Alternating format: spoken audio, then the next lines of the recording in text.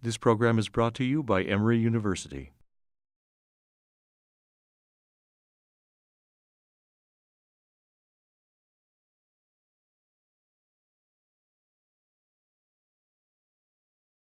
We're going to start with our conference, and today we have Dr. Gina Lundberg with us, and all of you, I think, know Gina, who's the clinical director of our Women's Heart Center, and is a known advocate for women's cardiovascular health, expert in that area, but is also a social media person and has really promoted the use of social media for professionals for in cardiology, has been leading sessions on this at national meetings and been heavily involved in this. And any of you that are signed up, follow her on Twitter, knows that she is a frequent user of Twitter, and believes this is a really important way for us to communicate with each other and with the community.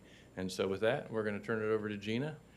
She's caught her breath here. She had a little car trouble this morning. So Gina, thanks so much. Thank you, Dr. Taylor, and I apologize for holding everyone up. You know, they say bad things come in threes. Well, it started Saturday afternoon when the Bulldogs lost, and then I woke up Sunday morning with no voice because I was at the Elton John concert and knew every word to every song from Goodbye Yellow Brick Road. And then this morning my car wouldn't start, so I hope the threesome bad luck is over. So I have no disclosures. But I do want to disclose to you that I am pretty passionate and crazy about social media. I've been on Twitter about 5 years, 5.5 years, and I really think it is an important way to educate communities, individuals, but also to collaborate and educate among other medical educators. And so I'm going to talk to you about that. So some of you in the audience I know are on Twitter, and others are asking, why in the world would I be on Twitter? And so I'm going to hopefully give you some compelling reasons to consider joining the internet. Hopefully you're not, I'm not preaching to the choir. I know some of you are involved, but I also know some of you are not at all involved. Dr. Spencer King's in the audience. I've been trying to get him on Twitter for forever. Maybe we'll make some headway today. All right, so I am going to review the growth of the internet. I think it's very important for you all to see how many of your patients, how much of the world is on the internet and on social media, review how it might be important in academic medicine and research, talk about it as a potential core competency for cardiologists, and then give some simple instructions for any of you who are interested in getting on and how to do a good tweet. So doctors on Twitter, I think probably about 10 years ago, everybody thought social media was silly. And probably the most common answer I get when I talk to someone about why aren't you on social media is they say, I do not have time. And one of the things I hope to impress upon you today is it's an incredibly cost-conscious, time-efficient way to get the news, to know what's in the journals, and to know what everyone's talking about long before the journal arrives on your doorstep. So 10 good reasons why doctors should be on social media. And this was actually written about 12 years ago, but it's held up and it's very true today. It's to connect with other physicians, but also with patients, not necessarily individual patients. We don't want to be giving consults online, but to connect with the patient community at large, to engage, to inform. We all know that studies come out and the headlines leave you wanting, right? Aspirin doesn't work, fish oils don't work. Well, what group of people, what dose? Primary prevention, secondary prevention. This gives you the opportunity to explain the results that aren't being very well explained in the media. To reflect, to think about what's happening with the stethoscope, what's happening in medicine, what's happening in academic medicine, should medical schools be free, all the types of things that are on the internet now. To share, to be challenged, to be supported, to lead, to learn, and to inspire. And I'm inspired by people on Twitter every day. Some of them are fellows in training are very active, but also by some of the very wise people who are on the internet. So the use of internet for social media is quite hardy in America. So this is from 2012 to 2018. And 68% of people are on Facebook, 73% use YouTube. I've had patients go to YouTube to learn everything from how their bypass surgery is going to be done, their cath's going to be done. Even a patient who was from Morocco got instructions on how to take Coumadin in her native language. So YouTube is already being used by our patients. Instagram, Pinterest, Snapchat, LinkedIn, Twitter, and WhatsApp, 22 to about 35%. And a lot of fellows and educational groups are using WhatsApp to share live cases, but also to get information. Hey, what do you guys think of this EKG? This patient's having a bleeding problem, but they should be on dual antiplatelet therapy and a NOAC. What would you all do?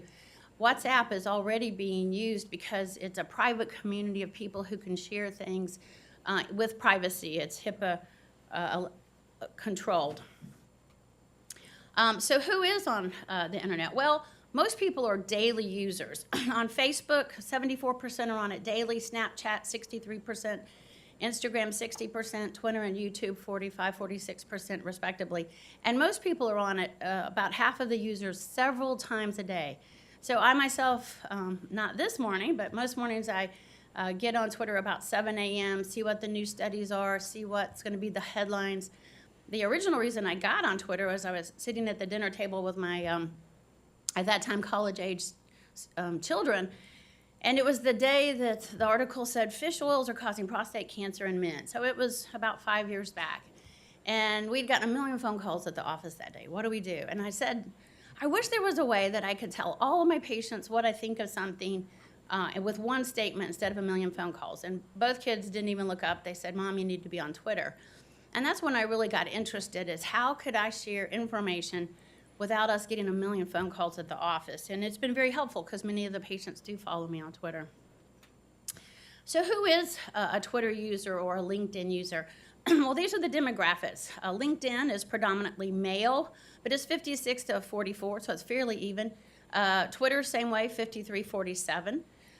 It's generally people 30 to 49, which is a demographic that we're wanting to see in the office, particularly for primary prevention. It's not just kids, and it's not just, grandma and grandpa.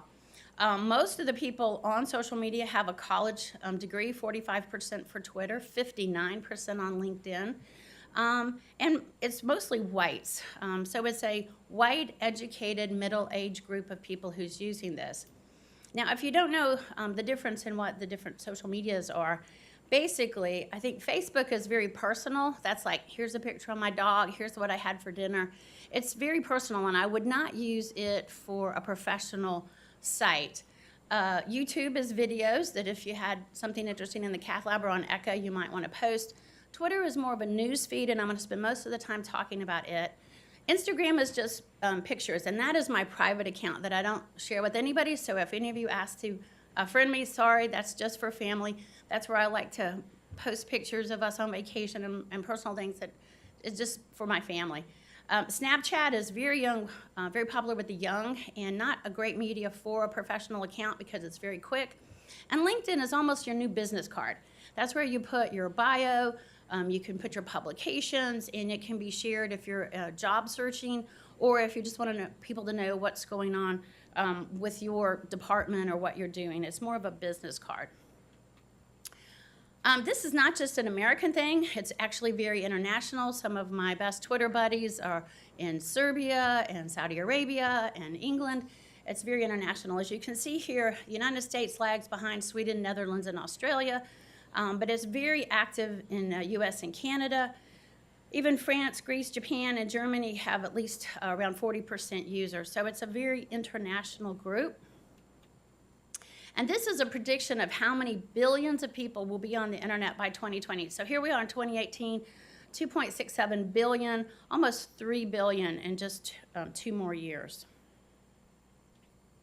And it's not just for clinical physicians.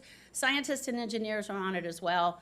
Google Scholar is very hardy with getting your research publications out. Something that I had published in circulation wasn't on PublMed for weeks, but it was on Google Scholar the next day, so I was really happy about that. ResearchGate is also very robust, and I'm on that. That's a great way to publish your research, your abstracts, and collaborate with other researchers. You can follow what research they do that interests you, and then you know as soon as something's come out. LinkedIn and Facebook are just behind that, and then Twitter is about 10 to 15% for science and engineers. So there's some more robust ones if you're interested in just the research that's being published. So JACC Heart Failure published an article in 2017 stating the 20th sphere needs academic cardiologists. And what they did is they went to the editors of Circulation and JACC and asked how many of them were active on social media. And the main thing was to see if they're on social media, because if they're not, then those opinions aren't being shared. One of the faults with the internet is it's anybody's opinion. So you can be a third-year medical student or you can be a seasoned professor and you still get to say what you want to say on the internet. And the gist behind this article was we need academic cardiologists on to give good information, to give more of the ivory tower view of what's going on as opposed to just opinions. Well, unfortunately, most JACC and Circulation editors were not on Twitter, as you can see, and it was really a plea for more academic cardiologists to consider joining. A few editorial board members for Circulation or JACC were active on Twitter, most having very few followers or tweeting infrequently. A lot of people will get an account and just use it for the news and never post, but people want your opinion. I talk to Dr. Wenger all the time. She's joined social media, but she doesn't like to post very often. And she's got, I think last time I checked, 600 followers, and she's never really posted anything. People want to know what she has to say, and I'm really excited that even at her age, she's joined social media, and she's engaged, and she's willing to be involved. And I think there's going to be a high demand for her tweets. Peter Block has recently joined. Everybody wants to know what these people have to say. A lack of engagement prevents expert opinions from being out there, and so we really do want to know, what do the experts say? JACC has over 19,000 followers, and Circulation, I checked last night, has over 26,000 followers. So they've got a good group of people following them, and we want to know what the experts have to say. Just in early September, this was published in Circulation, Twitter as a new core competency for cardiologists. And this is when I wrote Dr. Taylor and said, you've got to let me give grand rounds on this, because I think you all need to know that a lot of people, are naysayers on this, but it isn't going away. It's becoming embedded in cardiology, and I think we all need to consider it as part of the future role of what we do to create our own brand and reputation, but also our academic reputation for Emory. So how can you engage in social media? Well, as I said, about 70% of people on Twitter just get the news. And if that's all you do, that's great. But I do want to encourage you to start to share your opinion or your thoughts on it. For education, you can follow scientific meetings. I'm going to show you some information from ACC and AHA. But as soon as the new cholesterol guidelines were released, it was all over social media. As soon as the study is released, it's all over social media. You don't have to wait to get the journal to see what the study was about and what people think about it. There's online journal clubs, particularly ACC has them for the fellows in training in the early career. You can schedule online chats. I've been involved with several that we've done through here from Emory, but I've also done with the FH, the Familial Hypercholesterolemia Foundation. We did one on pregnancy for women in FH. We did one on why you should get the flu shot. So a lot of information going on out there. And to enhance your participation in a scientific meeting. I've actually not been able to attend meetings, but by following other people on Twitter, what we call live tweeting, you feel like you're getting the information right away. And I've actually had people think I was at the meeting because I was tweeting so much from it, and I wasn't even there. You can use it to teach an online audience, learn and engage remotely, and share live chats. And I've actually been involved with mentoring young fellows in training and early career that I've never even met before maybe a meeting, and they ask for advice, and there's a private chat, a direct message that you can use, so those are all private. And a lot of people I feel like I've been able to influence and encourage in a career in cardiology through social media. You do create a professional brand, and you can promote your research and collaborate. There's great networking going on. And you can promote what you do. I promote the Women's Heart Center. I have a Twitter for that. I promote things for women in academics. We promote prevention, all types of areas we're interested in. It is important to have sort of a code of conduct to be on social media. And so you want to be professional, respectful, friendly. It is not the place to engage in political debates. It's not the place to be rude to other people because you look worse than the person you're attacking. You do want to set some boundaries. You don't want to be on it 5 hours a day, but maybe 10 minutes a day is worthwhile. You also have to realize that you can't put things up that are protected. So there'll be a lot of, for the imagers, it's very robust. There's a lot of cool echo pictures and angiograms, but you need to make sure that no one's name is on it, no identifiable data.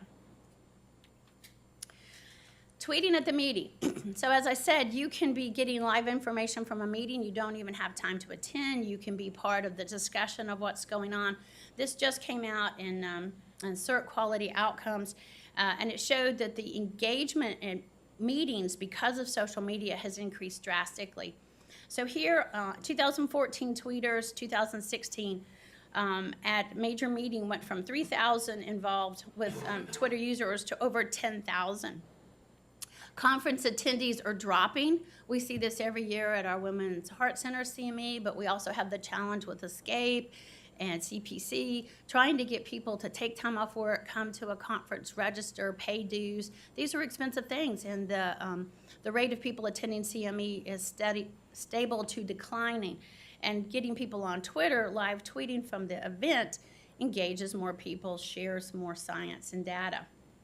The number of tweets is exploding from 2014 to 2016, 12,000 tweets to up to 41,000 tweets average per conference. And then as those people retweet or like, it gets expanded to what we call impressions, and you have over 244 million impressions at conferences in 2016 to compare to just over 100 million in 2014. So the expansion of the data is very important for these meetings, and it also gets people to think, I haven't been to that meeting, maybe I'd like to go to that one. This was a projection that by 2023, that this is the number of virtual attendees, and this is the actual conference attendees that, again, is remaining quite stable, will be much more significant virtual online attendees at a conference than the actual attendees in person. So every major meeting, they have sort of a leaderboard of who's been doing the tweeting, who are the mentions, the tweets, and who's got the most influence. And this was from ACC 2018. We have all of these leaders on the board, 268 million impressions. So a lot of people paying attention to ACC 18. This is what we call the leaderboard, and I want you all to know I worked very hard to get up there. I also, this is the Georgia ACC. I do that tweet as well, that Twitter site. Hopefully you don't know that's me because I try very hard to be even to Augusta Medical College of Georgia, Mercer, Morehouse, and all the institutions in Georgia, and it's very important with that Twitter hosting to remain anonymous and fair and unbiased. This was the AHA 18 participants, and again, a lot of robust tweeters. Martha Galati is excellent. Mamas, Purvi is a fit. She's very robust. Erin Mikos, who's well known for her preventive cardiology. Viet is a PA, but he is one of the best tweeters out there. Annabelle Vogman. Anastasia's from Australia, and then I just barely made the cut. And then they do give out awards for people who tweet the most. Top 5 Twitter influencer for AHA. So why should doctors pay attention? Well, it's not just about you and your reputation or your academic community. It's also your patients. Your patients are going to the internet to find out, what treatment do I need for this? What drug should I take? Should I get a second opinion? And you also can have an influence there. So the public is going to the internet and getting all kinds of bad information. And so it's important for good doctors with evidence-based, guideline-driven opinions or years of experience to share those opinions. We want to help our patients make good medical choices. We also have to influence policymakers. One of the most important things that the Georgia ACC does is we go to Washington, D.C. Every September. It's the Georgia ACC legislative group going to the National ACC conference. We meet with all of the state representatives and senators, And they're on Twitter, so it's important for us to use it to influence them too. Something we talked about importantly this year was decrease the demands of the EMR and the paperwork for the physicians so we can do what we're trained to do, take care of patients. Well, that's an important thing that probably everyone in this room is behind, but it's also important for us to be using that on social media so that they understand why we think this is important and get the public opinion behind us. So what about social media for academic promotion? So some institutions, such as Mayo Clinic, do, one, insist that all their academic faculty be on social media, but two, they take that into account for their regional as well as national reputation. And it is starting to be used in some academic centers as part of promotion guidelines. You can have more people aware of what you do because of your social media presence than any article you've published or scientific research you've done. This is from the Journal of Graduate Medical Education, and they're also proposing that academic centers get behind using social media as part of the portfolio for influence and service and academic promotion. So you can have more likes and tweets than people actually reading your article. So when you publish something, you want to know that 1,000 people read it or cited it, right? But very few of us will ever make it to the Millipub Club. But you can have more people read it on social media or read about it, and then they might go back and say, hey, I want to read that article. So the role of scholarship is changing with social media, and it's important to recognize this contribution. Trying to get more faculty members involved is important because if there's just a few at your institution, you can't support each other, retweet, and extend that influence. And academic centers that have a lot of people on are very good at tagging co-workers, tagging people's research, and expanding that. So some of the people here at Emory are very good about it, and we have a little Twitter community. The EP group is very good at it, and some of the fellows are very good at it. So this is an article from the British Journal about, again, citations are not enough. Academic promotion panels must take into account scholars' presence in popular media, and this is out of Great Britain. And this is in the British Medical Journal, again, about scholarship. Being an important part is your reputation online. Most academic centers have robust social media. This is our Emory Department of Medicine and our Emory Cardiology. If you get online, you want to tag them so they can, one, know that you did it, two, retweet it, and possibly expand it. And also we want to promote Emory Cardiology as an important site to go to for information. So Twitter is trending in academic medicine, and a big part of that is because of the social media that's used by our national societies. So here's a comparison between PubMed and Twitter, and I think this is very helpful at looking at the differences. So the general principle of PubMed is very self-directed, but Twitter is participative. The search method on PubMed is keywords, but on Twitter you use hashtags. So let's say you're a interventional cardiologist. Hashtag ACC will get you everyone who is involved in interventional cardiology. Or say you're interested in women in cardiology, hashtag ACCWIC is the search engine for that. You put it in the search, and every tweet that anyone's used that hashtag on will pop up, and then you can find everything in that category of your interest. The content is immediate on Twitter.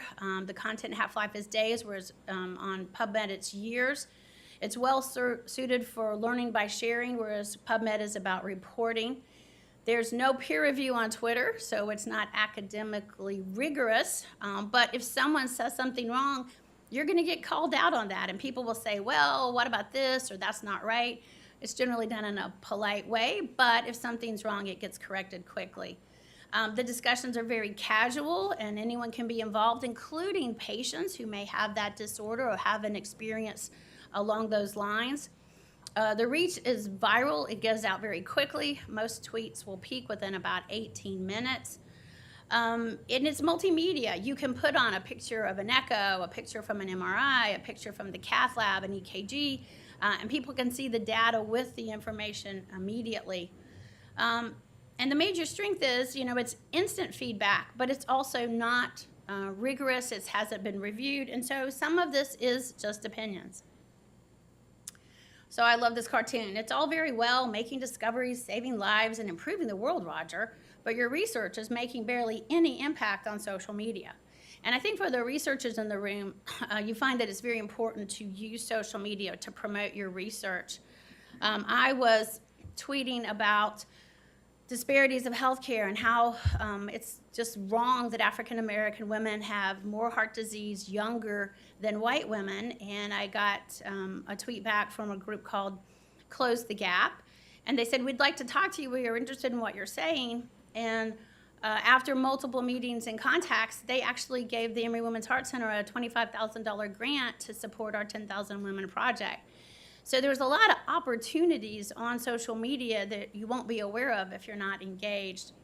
This is from the Journal of Surgical Research, and they promoted their article here. And then when I said, hey, I want to read that, I went back to the article. They talk about social media enabling surgeons to advance core values such as inclusion, leadership, innovation, scholarship, and mentorship. And the longer I've been on the internet with social media, I feel like the inclusion, leadership, and mentorship are probably becoming more personally important to me than scholarship or brand development or even expanding my reputation. So current Twitter stats, the total number of registered users is almost 700 million users. The total number of active Twitter users is about half of that. The average number of tweets per day is 500 million. The percent of Twitter users who use their phone to tweet is 80%. I do 100% from my phone. The number of active users every day, about 100 million. And the percent of Twitter users who don't tweet but watch other people tweet, 40%. So you don't have to do it. You don't have to do it if you're uncomfortable, but it's a great place to get your news. Every morning you can just pull up Circulation, JACC, ACC, AHA. Even if you just read those 4 sites for what was published in the last day or two, you'll be up to date on all the newest studies. If you like to know people's opinion, Kim Eagle with ACC does an Eagle Eye version. He gives you his opinion on these. People post their podcast. All of the leaders from ACC and AHA are on social media, and you can go to their site and say, well, what did you think about this? And the number of Twitter users that use it just for news, 74%. So it's strongly a news feed. Now, not everyone loves Twitter. This spring, Milton Packer wrote an article, Do You Practice Twitter-Based Medicine? And in that article, he was a very strong criticizer of it. He's known for being very outspoken about a lot of things. Most tweets are simply emotional reactions or an opinion related to some other tweet. There is some of that. Lack of expertise, absolutely. I think that's actually one of the powers of Twitter. Twitter is for emotion-based and opinion-based medicine. I would argue with that because I think if you are off the guidelines or not giving evidence-based medicine, someone is very quickly going to call you out on that. And he says, tweets provide no evidence or guidance about the practice of medicine. You can follow vitamin companies and the people who say cholesterol doesn't cause atherosclerosis. I've actually been trolled by some of them because my tweets are a lot about the cholesterol guidelines and cholesterol being an important contributor to atherosclerosis. But there are people who don't think it is, and they, think that statins are killing everybody. And you can engage in those conversations, or you can just ignore it. Our past president of the ACC, Minna Walsh, came out about the same time with an article saying that she thought there were many reasons to use social media and how the ACC has engaged it and how we're using it to show people there's a lot of diversity in cardiology. So one of the criticisms of cardiology right now, why a lot of young residents aren't choosing cardiology, is they feel it's not diverse, it's not family friendly, it's not female friendly. But as more women professors and named chairs and program directors are on social media, that encourages young women that there are these role models and that women can achieve in cardiology. It also shows people that if you're from an underprivileged area, if you're from an underrepresented minority, these people are cardiologists. They love what they're doing. They're engaged. Quinn Capers has done an exceptional job of encouraging Black men to consider medicine and cardiology. And so there's a lot of good things going on to promote inclusion and diversity on Twitter. This is Mike Valentine. He trained here at Emory, and we love to claim him. He's in Virginia, but he's the new president of the ACC, and this was him learning to tweet at Heart House. If any of you want to know more about tweeting, I'll be glad to be your personal Twitter trainer. So there's a lot of great groups out there about disease processes. This is the SCAT Alliance and FMD Chat. I support some of their tweets by retweeting them, but also engage with them on social media. When you see a lot of women, SCAT is important, FMD is important, and these are just two sites that show some of the disease groups, disease-focused organizations that are on Twitter. There are many of them. There's a Marfan's group. There's every kind of genetic disorder or rare diseases that you also can work with. I don't know which doctor to choose. One has more friends on Facebook, but the other one just retweeted my message. I think we have to remember that what we're here for is patient care, and patients are on social media, and patients are looking for doctors on social media and looking for opinions on social media. From the patient perspective, Facebook is for communities. The FH Foundation has a very robust group of members on their Facebook. I don't do anything on Facebook, but I think it's useful when you use it for your professional career, not your private life. Twitter is to follow medical tweeters, hashtags, and tweet chats. A lot of people, I said earlier, are on YouTube. A lot of people on Pinterest. There's a lot of boards on exercise, diet, healthy eating, vegan, vegetarian, everything you could want. And LinkedIn is where they go to read about our bio, to decide, basically like a business card, if they want to come see us. Yes, a lot of people use the Emory Physician website and portal, but they're also using these other means of evaluating patients or evaluating physicians as well. So it's 2018. Are you on Twitter yet? So hopefully some of you are thinking, yeah, I might try this. So how do we get started? Well, first of all, you have to pick a Twitter handle. That's what your @ is going to be. I just picked @ Gina Lundberg. It's very simple. It's easy to remember. Some people do cute things, like Bob Harrington does Heart Doc Bob. Sharon Mulvey does Heart Doc Sharon. Some people do things about what they're interested in, like interventional cardiologists have some using radial first, or something about, I fix hearts type things. You do need a picture. So anytime the little gray head is still there, people are very suspect that you might be a robot, or you might be in Russia, or you might just not be legit. So always add a picture. If you don't want your picture there, put a picture of a heart, put a EKG, put whatever you want. But you want to personalize the site, because otherwise people are very suspect. You also need to pick a background. I'm going to show you some examples in a little bit. And then add your personal bio. What is it that you do? What area of medicine are you interested in? Is it academics? Is it teaching? Is it research? Is it, I do interventional cardiology. I do imaging. I do women and heart disease. And then you can add other sites that are related to yours. Your academic institution, maybe your research lab, the hashtags that you like to tweet under, the groups of focus groups you're interested in. And then you choose who you're going to follow. And that's basically the news sites you're going to get, or the people you want to follow. I strongly recommend follow, AHA and ACC and Emory and some of those, but also follow the big journals, JACC, Circulation.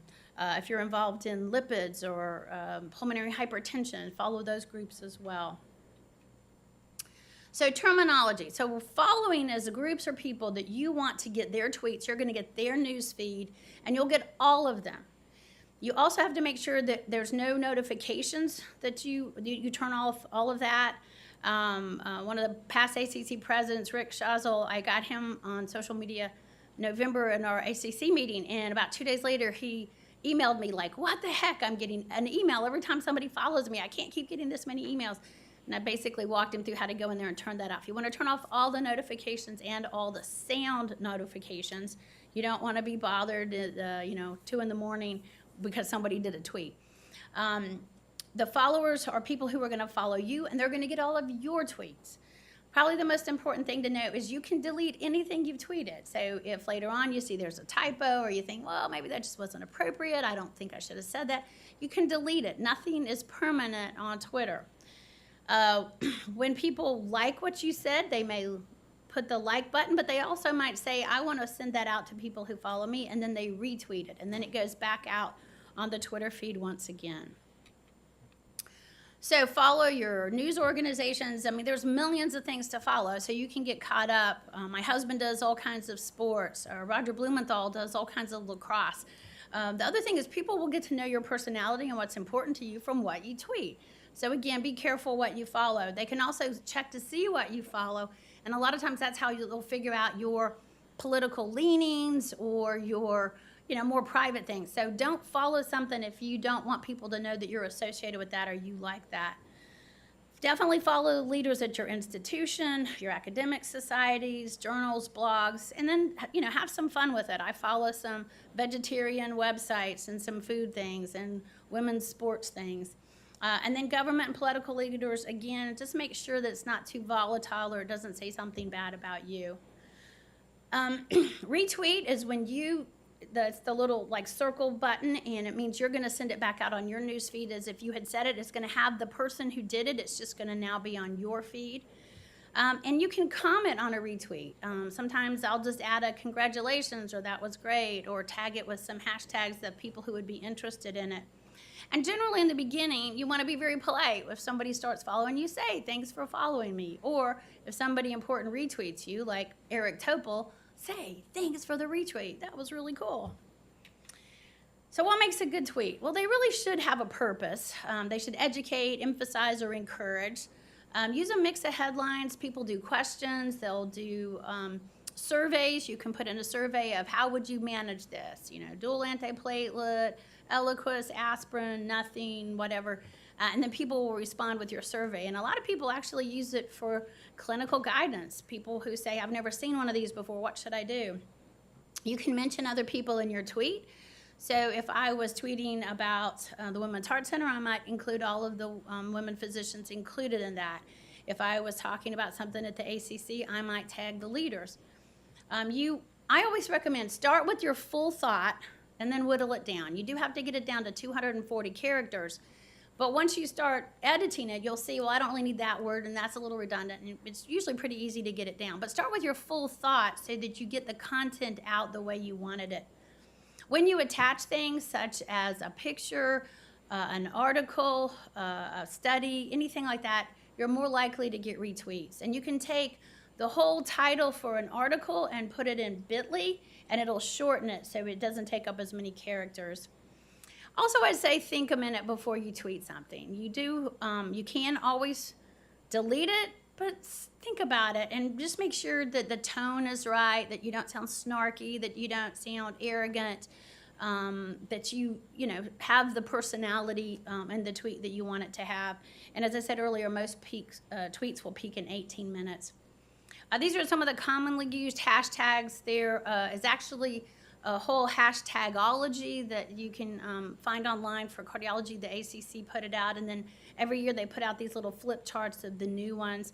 If you're interested in AFib, just general cardiology, adult congenital, these are the ones. Cath lab, radial first is the one that's most commonly used by interventional cardiologists. A lot of imaging goes on Twitter, and some really cool stuff there. These are the hashtags. CV imaging is the broad one, but there's CV echo and CV EP. So some social media principles. Be aware of the image you present and manage it proactively. There's actually books about how to manage your online reputation. Recognize that the personal and the professional can't always be separated, but I definitely try to keep them separate. I don't put pictures of my kids or my dog or anything like that ever on unless it's like National Sibling Day or National, Take Your Dog to Work Day. You want to engage, but you have to be very cautious about personal advice. You always have to say, go see your doctor. This should be discussed with your doctor, those types of things. When someone's wanting personal advice, be respectful, but also show your human side. Like I said, people will know your personality before they ever meet you. I've been at conferences and met some of my Twitter buddies, and we hug because we feel like we know each other, even though we've never met face-to-face before. You do want to give your expertise and your insight. If somebody's tweeting something that you think is wrong, you want to gently say, this is, in my 40 years of experience, this is what I think is true. Again, polite, respect, those things are all important. And also, people are watching you. If you're applying for a job or promotion within your medical society, but also in your institution, people see what's going on there. They know. So again, be careful. Big Brother is always watching. Support colleagues. I always like to give kudos and thanks. I've shouted out thanks to Rebecca Levitt and Haval Kelly for great things that they're doing in the news, and I think it's important to acknowledge that from your team members. And then you can just try things, and if something fails, you'll learn from your mistakes. Adding a photo, a video, a quote, these things maximize your reach. Hashtags are definitely important for categorizing the topics you want to talk about, but don't put 1 million hashtags. Nobody wants to see a tweet with 40 hashtags. So here's a couple of examples of I've done, and so different types of tweets. This is to share. This was something on leadership, and I tagged Thursday Thoughts, Leadership, ACC WIC, and then these are all the women on the ACC WIC Leadership Council. Something about being friends, sent this out to some of my women in cardiology friends. So it can be personal, but to educate. So this was from an article I was a part writer in that we did that was in CIRC Outcomes. Wanted to tweet that, educated. It was a really nice graphic. This is also about the Southern diet causing heart disease, the REGARD study. Again, these are from conferences. These are strictly educational purpose. To announce and promote. So here's, I told you there were journal clubs on ACC about that, and then also about an article we wrote that, you want people to read it. You spend a lot of time writing those things. You want people to read them. So there was actually a study from the Journal of Psychological Science at the University of Pennsylvania about what tweets say about you, because they do reveal your personality, and this is important. Negative tweets correlated with higher rates of heart disease. Positive tweets correlated with lower rates of heart disease, and tweets were actually a better predictor of heart disease than smoking, diabetes, income, or education. So positive tweeters are going to be healthier, less cardiovascular disease. Negative, grumpy tweeters have more heart disease. Personally, I think it's been a very important benefit to me. I've made a lot of friends, made a lot of contacts, expanded my network to a wonderful group of what we call hashtag cardio Twitter and hashtag Twitter buddies. Just people I've met literally all around the world. You can also share advice and give conference updates. There are academic benefits as the importance of social media grows, and if it does become truly a core competence in cardiology, this might be part of your portfolio for promotion. Also, as I said, you get opportunities. I've been asked to give 3 different lectures at different conferences because somebody saw something I did on Twitter. I was invited to Saudi Arabia and Serbia because of my international Twitter friends. I did get a $25,000 grant because of social media. So I think that there are tangible benefits that you want to consider. This was out just this weekend, and I thought it was so important. Personal branding is the intentional curation of who you are, what you do, and how you do it in order to proactively advance your professional status. And I thought this was a very good thought about Twitter because it is going to be your personal brand. Also, when I had put on that I was giving social media this morning, Mamas sent this out, and it was just so good. I asked him, can I quote it, and he said, yes. Social media is the voice that enables us to have global impact with little discrimination for gender, race, religion, or sexuality. And it's one of the few avenues where content is more relevant than who is delivering it. And I thought this was just a beautiful statement about really how important Twitter can be. And it is inclusive, and there is equity there, and you don't get published just because you have a certain name or a reputation. Everybody can share in these opinions. I did get named the top 10 women in cardiology and social media, and so I am kind of over the top of it. This is my site. You want to have a picture, you can have a background.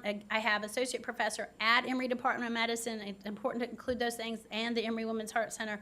And then the other things, sites I run 4 Twitter sites. I am on the ACC with Cancel, and more important, I'm a badass Emory woman. I love that hashtag.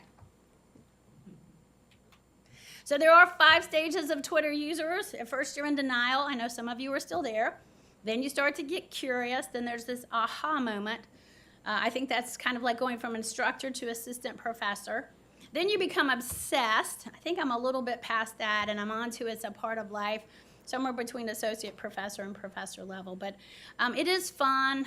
Don't take it too seriously. Try it out. Get engaged. And for some of you, like Dr. King, you're on Twitter whether you want to be or not. People are tweeting your picture and your quotes and your name every single day. I keep telling Larry Sperling that and other leaders here at Emory. So you need to get engaged so you can manage your reputation instead of everyone else do it for you. I'll close with this. Social media obsessed people may want to put their handle on their tombstone, how many followers and club points and all these silly things at the time of your death. And then just one more cartoon. Most of the new arrivals seem incapable of conversation. They just stare at their hands in despair. Any questions and answers?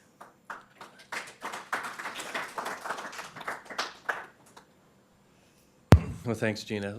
I'll start out with a question. So what about 2 other social media areas that sort of represent extremes? So one is Doximity, which is sort of, medical professionals only, and then the other is Reddit, which is sort of a wild, wild west of social media. And, we've had a couple of our faculty, or at least one I know, have done an AMA on there, and the president has done one. So what about those 2? Because they're sort of at the extremes, I think. Well, I don't know Reddit, so you just enlightened me. But I am very, very familiar with Doximity. And so if you haven't gone on, it's a bit like LinkedIn, but it's only for cardiologists. It's really cool because once you put in like where you went to medical school, it'll say, hey, do you want to follow these people you went to medical school with? And you can actually catch up with people that you might not have seen in 30 or 40 years. It'll also tag the hospitals where you are, the institutions where you are, so you can build your group there really quickly. It also puts out published articles and commentary, and you can post there as well. I was on Doximity this weekend, and I recently edited a clinical cardiology journal on heart failure in women. I was there about the women aspect, not the heart failure aspect, but it was already on Doximity, and I just got to congratulate all of our authors who were part of it. Doximity is very good, but it's just cardiology. You can also go there to find an old colleague or find somebody in town you want to refer somebody to if they're outside the Emory system. And Reddit, I don't know, so I think you enlightened me more than I know. You want to share any more on that? No, I was just wondering what you thought about it, because Reddit's a little bit younger age group, sort of 20s. I'm not hip enough. And Adam Greenbaum did an AMA on TAVR, I think it was on TAVR. AMA's Ask Me Anything. And President Obama had done one on it. I don't think Mr. Trump is using Reddit. Anyhow, open to questions. Anybody have any other questions from the group? I would encourage all of you researchers to get on Google Scholar or ResearchGate, because it's a very good way to connect and see what else is out there. And even if you're writing a paper and you want to do something, sometimes you put it on PubMed or whatever, you don't get an article, you can go and find it. And sometimes the whole article is there for free, and you can get it without, you can get more than just the abstract.